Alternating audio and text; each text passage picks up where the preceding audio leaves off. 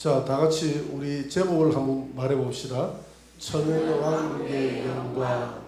천연왕국 때 저 성이 새하늘과 새 땅으로 바뀌어지고 저 성이 하늘로부터 땅으로 내려오는 저 성이 감람산으로 내려오는 그런 모습을 보게 됩니다. 얼마나 영광스럽습니까? 우리가 저 성 안에서 살게 될 줄 믿습니다. 자, 넘어가 봅니다. 천연왕국의 진행 과정을 도표로 보면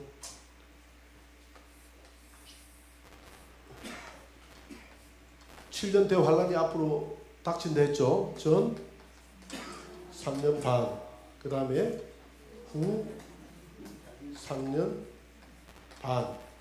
이게 끝나고 나면 주님이 지상 재림. 여기는 공중 강림이죠. 공중 강림. 휴거가 있고요. 올라갔다가 주님에게 인사하고 내려오면 이 땅에서는 이제 천연왕국이 시작되는 겁니다. 이제 성안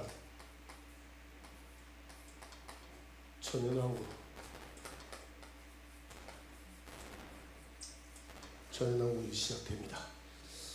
자, 다음 한번 보도록 합시다. 천연왕국 평면도입니다. 성 밖 거주자들과 성 안에는 신부, 왕들이 거주하게 되죠. 첫째 부활자, 변화 휴거자, 이런 사람들이 첫째 부활하고 변화 휴거된 성도들이 천연왕국 예루살렘 성 안에 거하게 된다, 이 말입니다. 저 오른쪽 천연왕국 안을 이렇게 그림으로 묘사해 놓은 건데 좀 가깝하죠, 그죠? 천연왕국은 저런 곳이 아닙니다. 좀 가까운 저런 곳이 아니고 요단강도, 저 생명수강도 좁게 돼 있고 그냥 하나의 우리 사람이 그냥 그렸을 화가가 그렸을 뿐이에요. 자, 새 하늘과 새 땅. 오늘 21장 1절에 보니까 또 내가 새 하늘과 새 땅을 보니 처음 하늘과 처음 땅이 없어졌더라 라고 했는데, 새 하늘과 새 땅에 대한 두 가지 견해가 있습니다. 첫째 견해는 영원 천국. 첫째는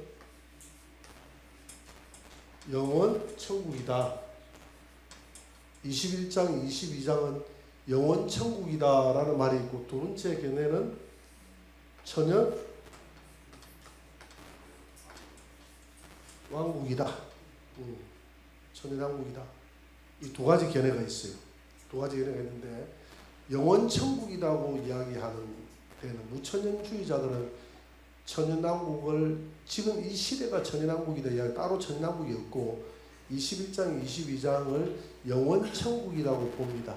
그러나 천연왕국이 있다고 전천연주의자들은 주로 21장 22장을 천연왕국으로 보죠.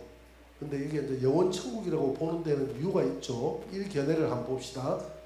사망이 없다고 했기 때문에 영원천국이다. 천연왕국에는 사망이 있죠. 20장 9절에 보니까 불이 하늘에서 내려와서 그들을 태웠다라고 되어 있기 때문에 사망이 있거든요. 근데 21장 4절에 보니까 다시는 눈물이 없고 다시는 사망이 없고 사망이 없다라고 했기 때문에 21장에 나오는 새하늘과 새 땅은 영원천국이다. 새하늘과 새 땅은 21장 22장은 영원천국을 말하는 것이다 라고 주장한다 이 말입니다. 그 다음에 계시록 21장 6절에서 나는 다 이루었다. 나는 알파와 오메가요 천을 다 이루었기 때문에 영원천국이다. 영원천국에서 다 이루었기 때문에 영원천국이다. 이렇게 이야기를 합니다. 그 다음에 계시록 21장 7절에 보니까 이기는 자는 이것들을 상속받는다는 표현은 이곳이 영원천국이라는 증거입니다. 영원천국을 상속으로 준다. 왜냐하면 혈과 육은 하나님 나라를 유업으로 받을 수 없다고 그랬잖아요. 그죠? 그런데 하나님 나라를 상속한다 이 말은 혈과 육이 아니라 바로 영원천국을 말하고 있는 것이다. 그래서 요한계시록 21장 22장은 영원천국을 두고 한 말이다. 그래, 저도 옛날에 그 21장 22장을 두고 굉장히 고민을 했습니다. 이거 요한계시록 책자 펼 때 21장, 22장을 영원 천국으로 볼 것인가, 아니면 영원 천국이 아니라 천연 왕국으로 볼 것인가, 천연 왕국으로 볼 것인가. 20장에 천연 왕국이 나오잖아요, 그죠? 20장에 천연 왕국이 나오니까 21장, 22장은 영원 천국이다 이렇게 이제 보는 경향이 많아가지고 저도 그쪽 방향으로 보려고 애를 썼는데, 결론은 마지막 기도하고 내린 결론은 천연왕국이다, 영원 천국이 아니라 천연왕국이다 하고 결론을 내렸습니다. 그 결론을 한번 볼 수 있도록 합니다. 왜 자 영원 천국이라고 보는 이유는 19장에서 예수님 재림하잖아요, 그죠? 계시록 19장에서 예수님 재림해서 20장에 재림해서 부활이 있고 20장에 천연왕국이라는 말이 나오거든요. 천년 동안 20장 4절에 천년 동안 왕노릇 한다라는 말이 나오거든요. 그러면 19장의 재림, 20장의 천연왕국, 그 다음에 21장, 22장은 자연스럽게 영원 천국, 이렇게 보는 것이 흐름이 자연스럽잖아요, 그죠? 그래서 흐름이 자연스럽기 때문에 그럴 것이다 라고 이렇게 이야기합니다. 자, 그런데 천연왕국이라고 이야기할 때는 또 이유가 있겠죠. 자, 천연왕국이라고 왜 이야기하는지, 21장, 22장을 천연왕국이라고 왜 이야기하는지 한번 보도록 합시다. 하늘에서 땅으로 예루살렘 성이 내려오는 것으로 보아 천연왕국이다. 계시록 21장 2절에 보니까 또 내가 보매 거룩한 성 새 예루살렘이 하나님께로부터 하늘에서 땅으로 내려오니 그 준비한 것이 신부가 남편을 위해서 단장한 같더라. 그러니까 영원 천국은 하늘에서 이루어지는 것이고 천연왕국은 땅에서 이루어지는 것이거든요. 근데 이 하늘에 있는 새 예루살렘 성이 땅으로 내려온다고 하니까, 아하, 이 21장은 천연, 새 하늘과 새 땅은 이 천연 왕국이구나. 하늘에서 땅으로 내려오니까. 또 여러 정황으로 보아 20장의 천연왕국을 21장에서 더욱 확대 해석한 것이라고 보는 것이죠. 천연왕국이도 보는 경우는. 마치 17장에 음녀가 나오잖아요, 요한계시록. 그런데 18장에서 음녀의 종말에 대해서 좀 더 자세하게 설명을 하거든요. 그와 같다는 것이죠. 20장의 천연왕국을 간단하게 표현해 놓고 21장, 22장의 천연왕국을 좀 더 깊이 있게 설명해 놓은 것, 이것이 천연왕국이다, 이렇게 설명을 하고 있습니다. 구속사적 의미로 볼 때 새하늘과 새 땅은 이 땅에서 실현되어져야 된다. 이게 무슨 말이냐면, 구약의 선진들은 전부 다 이 땅에서 하나님의 왕국이 이루어지기를 기대했거든요. 그건 창세기 몇 장 며칠 때문에 그렇다고 그랬습니까? 1장 28절 말씀 때문에 그렇다고 했죠. 자, 다음 넘어가 봅니다. 자, 저는 이 견해를 선택했습니다. 천연왕국이라고 21장, 22장을 봤다 이 말입니다. 왜냐하면 구약 성경에 대한 약속의 성취라는 관점에서 천연왕국으로 보는 것이 타당하다. 구약 성경은 마귀가 어지럽혀 놓은 이 땅을 다시 에덴 동산으로 새롭게 창조하게 될 그날이 있을 것이라고 수없이 약속하고 있습니다. 이사야 11장 6절에서 9절, 35장 5절에 10절, 60장 18절, 65장 17절, 20절, 에스겔서 47장 6절, 12절. 이게 하나님 나라에서 이런 왕국이 이루어지는 거야. 이 땅에서 이렇게 에덴 동산이 다시 회복된다고 이렇게 이야기하고 있거든요. 하나님이 창세기 1장 28절에서 생육하고 번성하고 창대하고 정복하고 다스리라 한 그 5대 복이 이루어지지 못했잖아요. 그 5대 복이 이사야서부터 에스겔서까지 계속 이 땅에서 이루어질 것을 약속하고 있거든요. 그래서 구약 성경에서 약속한 신라원, 에덴 동산, 나홀의 회복에 대한 약속의 성취가 바로 요한계시록 21장, 22장이다. 이렇게 보는 것이죠.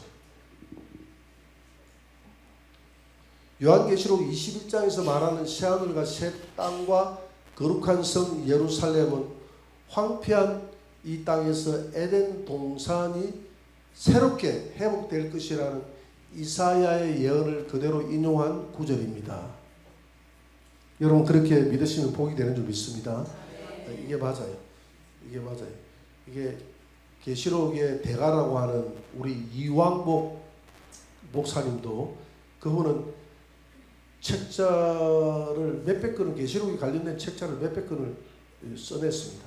엄청 그 유사한 책가들을 그러니까 계시록에 대해서는 뭐 그분은 어쨌든 전천연주의자인데 대가입니다. 근데 그분도 많은 고심한 끝에 이것이 천연 왕국이 틀림없다라고 이렇게 결론을 내리고 있습니다. 천연 왕국이다 이렇게 볼 수 있죠. 자, 왜 천연 왕국이냐? 천연 왕국에는 강 좌우에 있는 생명나무 잎사귀가 만국을 치료하기 위해서 있다는 말씀은 에스겔 선지자의 예언을 인용한 것입니다. 여러분 계시록 22장을 한번 보세요. 22장 2절에 보니까 강 좌우에 생명나무가 있다 그랬죠. 12가지 열매를 맺되 달마다 그 열매를 맺고 그 나무 잎사귀들은 만국을 치료하기 위해서 있더라. 자, 22장에 영원천국에 이런 나무가 있다고 하면 영원천국에 무슨 치료라는 말이 맞을까요? 안 맞을까요? 안 맞죠? 영원천국에는 영이 영원히 사는 나라인데 그곳에는 뭐 치료라는 이런 개념이 없습니다. 영생하는 나라이기 때문에 감기 걸리고 이런 거 있습니까? 뭐 알레르기 비염 생기고 계절성 비염 생기고 그런 게 있을 수가 없잖아요. 그런데 치료라는 이 말은 영원천국에는 없습니다. 그래서 22장에 벌써 계시록 22장의 2절에 만국을 치료하기 위해서 생명나무 잎사귀가 있더라라고 하는 것으로 봐서 영원천국이다라고 보기가 어렵습니다. 천연 왕국이다 이렇게 보는 것이 맞죠. 그래서 계시록 22장 2절의 말씀은 에스겔서 47장 12절의 말씀을 그대로 옮겨다는 겁니다. 에스겔서 47장 12절을 보면 같이 읽어봅시다. 강 좌우 가에는 각종 먹을 가실나무가 자라서 그 잎이 시들지 아니하며 열매가 끊이지 아니하고 달마다 그 새 열매를 맺으리니 그 물이 성소를 통하여 나오니라. 그 열매는 먹을만하고 그 잎사귀는 약재료가 되니 약재료가 된다. 영원천국은 영생의 나라이기 때문에 치료, 약재료 같은 표현은 부적절하다는 것이죠. 맞지 않다는 것입니다. 그래서 계시록 21장, 22장은 무슨 왕국이다? 천연 왕국이다 라고 보는 것이 맞습니다. 영원천국에는 죽음이 없는 곳이기 때문에 만국을 소성하는 약재료가 필요가 없습니다. 그래서 에스겔서 47장의 말씀은 하늘이 아니라 이 땅에서 장차 일어날 일들에 대한 약속이기 때문에 천연 왕국으로 보아야 한다. 그럼 약재료는 성 안의 사람들이 먹는 것이 아니라 성 밖에 있는 사람들이 먹는 겁니다. 그래서 요즘 제가 어떻게 먹을까? 녹차끓이 먹듯이 먹을 것이다. 잎사귀를 먹고 그 잎사귀가 만국을 치료하는 약이 된다고 했기 때문에 천년 동안 살 수 있는 그런 영생 불로초가 될 것입니다. 거기 성경이 약속이 되어 있잖아요. 그렇죠. 사망이 없다는 말은 계시록 21장 4절에서 사망이 없기 때문에 영원 천국이다 이렇게 이야기하잖아요. 왜냐하면 천연왕국에는 사망이 있거든. 천연왕국에 사망이 있잖아요. 그래서 사망이 없다는 말은 성 밖에 육체를 가지고 살아가는 사람들이 사망이 없다는 말이 아니라 성 안에 사는 사람들이 사망이 없다는 이야기입니다. 성 밖에 사는 사람들에게는 사망이 있습니다. 하늘에서 불이 내려서 사람 죽인다고 했으니까 사망이 있잖아요.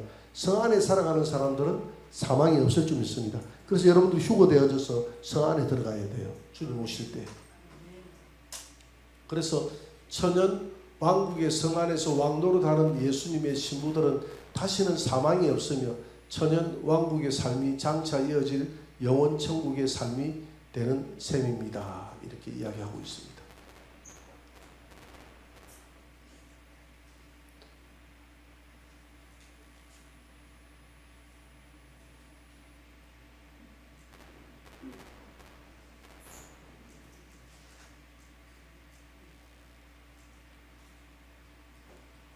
오늘 여기까지만 합시다. 새하늘과 새 땅은 다음 주 할 수 있다.